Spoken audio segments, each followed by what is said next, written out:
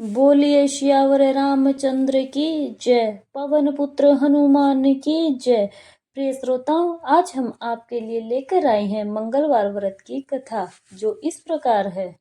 एक समय की बात है, नैमिषारण्य तीर्थ में 80,000 मुनि एकत्रित होकर पुराणों के ज्ञाता श्री सूत जी महाराज से पूछने लगे, हे महामुनि, आपने हमें अनेक पुराणों की कथाएं सुनाई हैं।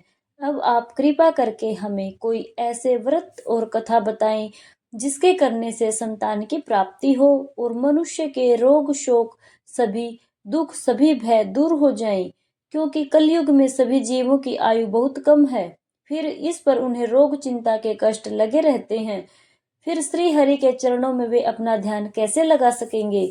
तब श्री सूत जी महाराज बोले, हे महामुनि, आपने लोक कल्याण के लिए बहुत ही उत्तम बात पूछी है।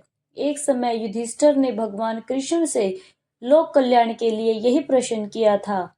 तब भगवान कृष्ण और युधिष्ठिर के बीच जो वार्तालाप हुआ वही मैं तुमसे कहता हूँ। तुम ध्यान लगाकर श्रवण करो।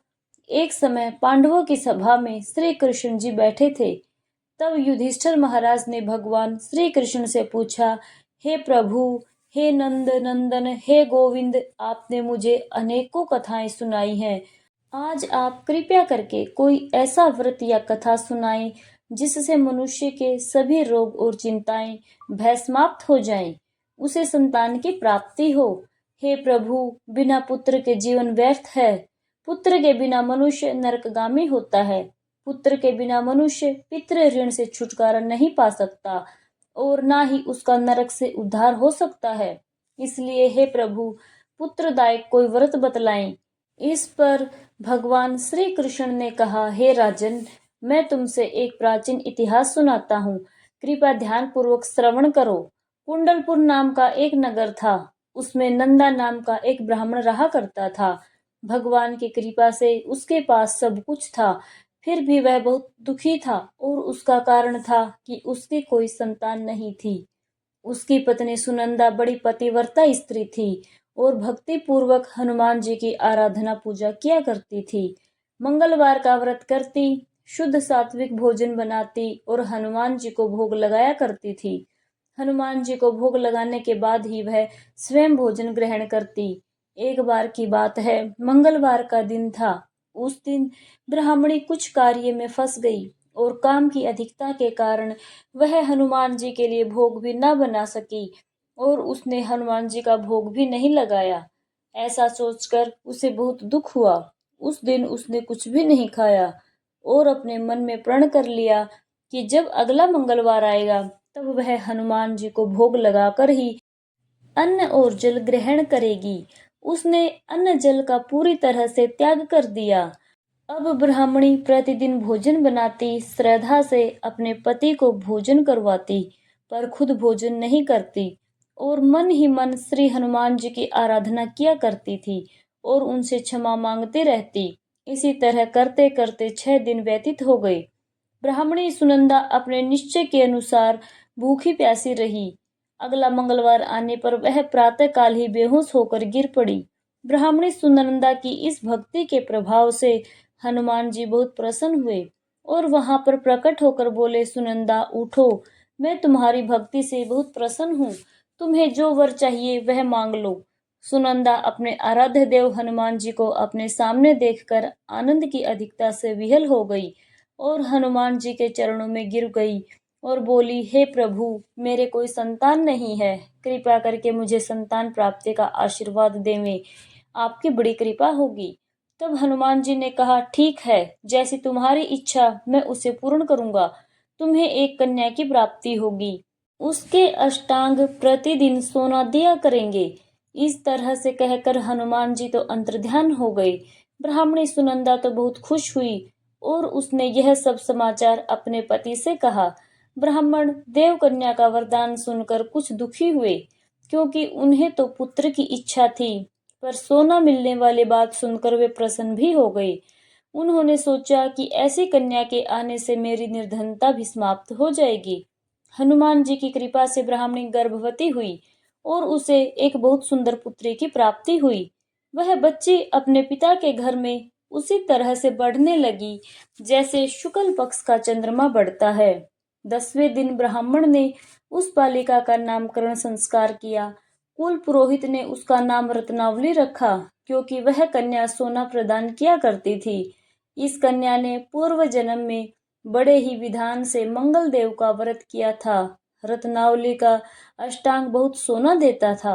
उस सोने से नंदा ब्राह्मण बहुत ही धनवान हो गई। अब ब्राह्मणी भी बहुत अभिमान करने लगी। समय बीतता रहा। रत्नावली अब 10 साल की हो चुकी थी।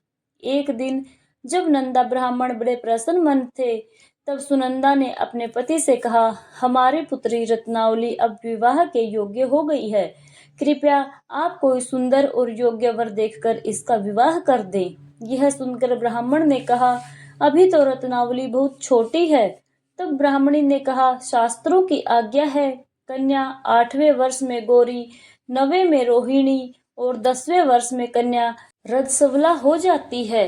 गौरी के दान से पाताल लोक की प्राप्ति होती है, रोहिणी के दान से वैकुंठ लोक की प्राप्ति होती है और कन्या के दान से इंद्रलोक में सुखों की प्राप्ति होती है। हे पति देव, यदि रजस्वला का दान किया जाता है तो घोर नरक की प्राप्ति होती है। इस पर ब्राह्मण देव बोले कि अभी तो रत्नावली मात्र 10 वर्ष की है। मैंने तो 16 साल की कन्याओं के विवाह करवाए हैं, अभी क्या जल्दी है। तब ब्राह्मणी सुनंदा बोली, आपको तो लोभ अधिक हो गया है। शास्त्रों में कहा गया है कि माता पिता और बड़ा भाई रजस्वला कन्या को देखते हैं तो नरकगामी हो जाते हैं। तब ब्राह्मण बोले, अच्छी बात है, मैं कल ही अवश्य योग्य वर की तलाश में अपने दूत भेज दूंगा। दूसरे दिन ब्राह्मण ने अपने दूतों को बुलाया और आज्ञा दी, जैसी सुंदर मेरी कन्या है, वैसा ही सुंदर और योग्य उसके लिए वर की तलाश करो। दूत अपने स्वामी की आज्ञा पाकर निकल पड़े। पंपई नगर में उन्होंने एक सुंदर लड़के को देखा। वह बालक एक ब्राह्मण परिवार का बहुत गुणवान पुत्र था और उसका नाम था सोमेश्वर। दूतों ने इस सुंदर और गुणवान ब्राह्मण पुत्र के बारे में अपने स्वामी को बताया।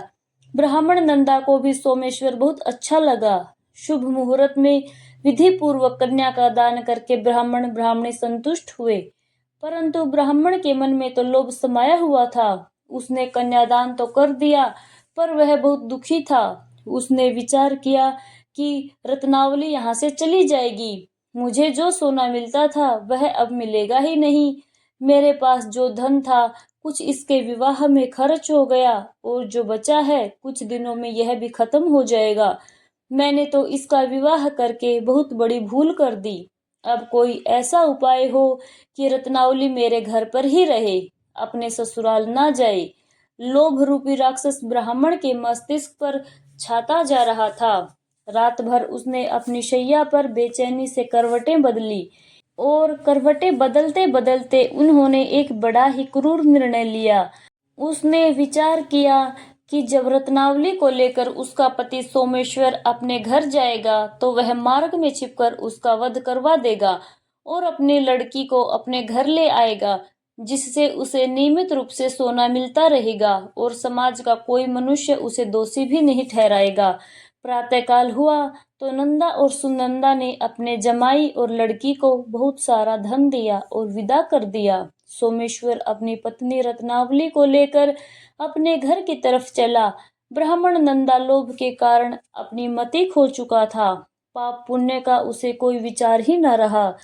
अपने भयानक और क्रूर निर्णय को कार्य रूप देने के लिए अपने दूत को मार्ग में अपने जमाई का वध करने भेजा, ताकि रत्नावली से प्राप्त होने वाला सोना उसे हमेशा मिलता रहे और वह कभी निर्धन ना हो।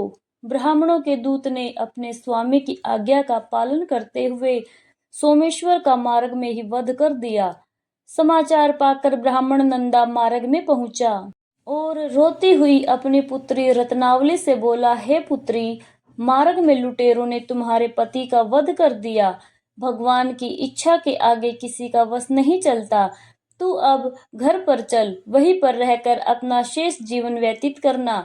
जो भाग्य में लिखा हो वही होगा। अपने पति की अकाल मृत्यु से रत्नावली बहुत दुखी हुई और करुण कंदन रुंदन करते हुए अपने पिता से बोली, पिताजी, इस संसार में जिस स्त्री का पति नहीं, उसका तो जीना बेकार है। मैं तो अपने पति के साथ ही अपना शरीर जला दूंगी और सती होकर अपने इस जन्म को माता पिता और सास ससुर के नाम को सार्थक सिद्ध करूंगी। ब्राह्मण नंदा अपनी पुत्री रत्नावली के वचनों को सुनकर बहुत दुखी हुआ और विचार करने लगा कि मैंने तो व्यर्थ ही जमाई वध का पाप अपने सिर पर ले लिया। रत्नावली तो उसके पीछे अपने प्राण तक देने को तैयार है। मेरा तो दोनों तरफ से मरण हो गया, धन तो मिलेगा नहीं, जमाई वध के पाप के फल स्वरूप यम यातना भी भुगतनी पड़ेगी। यह सोचकर वह बहुत दुखी हुआ। सोमेश्वर की चिता बनाई गई। रत्नावली सती होने की इच्छा से अपने पति का सिर अपनी गोद में रखकर चिता में बैठ गई। जैसे ही सोमेश्वर की चिता को अग्नि लगाई गई, वैसे ही वहां पर मंगल देव प्रकट हुए और बोले, हे रत्नावली, मैं तेरी पति भक्ति से प्रसन्न हूँ, मुझसे वर मांगू। तब रत्नावली ने अपने पति का जीवन दान मांगा। तब मंगलदेव बोले, रत्नावली, तेरा पति अजर अमर है, यह महान विद्वान होगा और इसके अतिरिक्त तेरी और भी कोई इच्छा हो तो मुझसे मांग ले। तब रत्नावली बोली, हे ग्रहों के स्वामी, यदि आप मुझ पर प्रसन्न हैं तो मुझे वरदान दीजिए कि जो भी मनुष्य मंगलवार के दिन प्रातःकाल लाल पुष्प लाल चंदन से पूजा करके आपका स्मरण करेगा, उसको कोई रोग व्याधि नहीं होगी, स्वजनों से वियोग नहीं होगा, सर्प अग्नि और शत्रुओं का भय भी नहीं होगा। जो भी स्त्री मंगलवार का व्रत किया करेगी वह कभी विधवा नहीं होगी। तब मंगल देव ने तथास्तु कहा और अंतर्ध्यान हो गए। सोमेश्वर मंगल देव की कृपा से जीवित हो गया। रत्नावली अपने पति को पुनः प्राप्त करके बहुत प्रसन्न हुई और मंगल देव का व्रत करके प्रत्येक मंगलवार को वृतराज मंगल देव की कृपा से इस लोक में सभी सुखों को भोग कर अंत में अपने पति के साथ स्वर्ग को गई। प्रेम से बोलिए हनुमान जी की जय, मंगल देव की जय। प्रिय श्रोताओं, अब सुनिए श्री राम नाम की महिमा। लंकापति रावण के वध के बाद जब अयोध्यापति प्रभु श्री राम की कीर्ति दूर दूर तक फैल रही थी और वह मर्यादा पुरुषोत्तम कहलाने लगे थे, तब एक दिन महादेव शिव की इच्छा भी मर्यादा पुरुषोत्तम श्री राम से मिलने की हुई। पार्वती जी को संग लेकर महादेव जी कैलाश पर्वत से उतरकर अयोध्या नगरी के रास्ते पर चल पड़े। भगवान शिव और मां पार्वती को अयोध्या आया देखकर राम जी बहुत खुश हुए। माता जानकी ने उनका उचित आदर सत्कार किया और स्वयं भोजन बनाने के लिए रसोई में चली गई। इस बीच भगवान शिव ने श्री राम जी से पूछा, आपके सेवक हनुमान जी दिखाई नहीं दे रहे। तब श्री राम बोले, वे बगीचे में हैं। शिव जी ने श्री राम जी से बगीचे में जाने की अनुमति मांगी और पार्वती जी का हाथ थामकर बगीचे में आ गए। बगीचे की खूबसूरती देखकर उनका मन मोहित हो गया। आम के एक घने वृक्ष के नीचे हनुमान जी दीन दुनिया से बेखबर गहरी नींद में सोए हुए थे और एक लय में खराटों से राम नाम की ध्वनि उठ रही थी। चकित होकर शिवजी और माता पार्वती एक दूसरे की ओर देखने लगे। माता पार्वती मुस्कुरा उठी और वृक्ष की डालियों की ओर इशारा किया। राम नाम सुनकर पेड़ की डालियां भी झूमने लगी थी और इनके बीच से राम नाम उच्चारित हो रहा था। शिवजी इस राम नाम की धुन में मस्त मगन होकर खुद भी राम राम कहकर नाचने लगे। माता पार्वती जी ने भी अपने पति का अनुसरण किया और अपने कोमल पैर थिरकाने लगी। शिवजी और माता पार्वती जी के नृत्य से ऐसी झनकार उठी कि स्वर्ग लोक के देवता गण भी आकर्षित होकर बगीचे में आ गए और राम नाम की धुन में सभी मस्त मगन हो गए। माता जानकी भोजन तैयार करके प्रतीक्षा कर रही थी, परंतु संध्या गिरने पर भी अतिथि नहीं पधारे। तब अपने देवर लक्ष्मण जी को बगीचे में भेजा। लक्ष्मण जी तो स्वयं को श्री राम का सेवक मानते ही थे, इसलिए बगीचे में आकर जब उन्होंने धरती पर स्वर्ग का नजारा देखा तो स्वयं भी राम नाम की धुन में झूम उठे। महल में माता जानकी जी परेशान हो रही थी कि अभी तक भोजन ग्रहण करने कोई क्यों नहीं आया। उन्होंने श्री राम जी से कहा, भोजन ठंडा हो रहा है, चलिए हम ही जाकर बगीचे में से सभी को ले आते हैं। तब जब राम जी बगीचे में गए तो वहां राम नाम की धूम मची हुई थी। हनुमान जी गहरी नींद में सोए हुए थे और उनके खराटों से अभी तक राम नाम ही निकल रहा था। श्री राम भाव विह्वल हो उठे। राम जी ने हनुमान जी को नींद से जगाया और प्रेम से उनकी तरफ निहारने लगे। हनुमान जी प्रभु को आया देखकर शीघ्रता से उठकर खड़े हुए। नृत्य की सभा भंग हो गई। शिव जी खुले कंठ से हनुमान जी की राम भक्ति की सराहना करने लगे। हनुमान जी सकुचाए लेकिन मन ही मन खुश हो रहे थे। श्री सियाराम ने भोजन करने का आग्रह भगवान शिव जी से किया। श्री राम जी ने पंक्ति में बैठने का आदेश दिया। हनुमान जी बैठ तो गए, परंतु आदत ऐसी थी कि राम जी के भोजन परोसने के उपरांत ही सभी लोग भोजन करते थे। आज श्री राम के आदेश से पहले भोजन करना पड़ रहा है। माता जानकी हनुमान जी को भोजन परोसती जा रही थी, परंतु हनुमान जी का पेट ही नहीं भर रहा था। सीता जी कुछ समय तक तो उन्हें भोजन परोसती रही, फिर समझ गई कि इस तरह से तो हनुमान जी का पेट भरेगा ही नहीं। उन्होंने तुलसी के एक पत्ते पर राम नाम लिखा और भोजन के साथ हनुमान जी को परोस दिया। तुलसी पत्र खाते ही हनुमान जी को संतुष्टि मिली और वह भोजन खाकर उठकर खड़े हुए। भगवान शिव शंकर ने प्रसन्न होकर हनुमान जी को आशीर्वाद दिया कि आपकी राम भक्ति युगों युगों तक याद की जाएगी और आप संकट मोचन के नाम से जाने जाएंगे। बोलिए पवन पुत्र हनुमान की जय, श्यावर रामचंद्र की जय।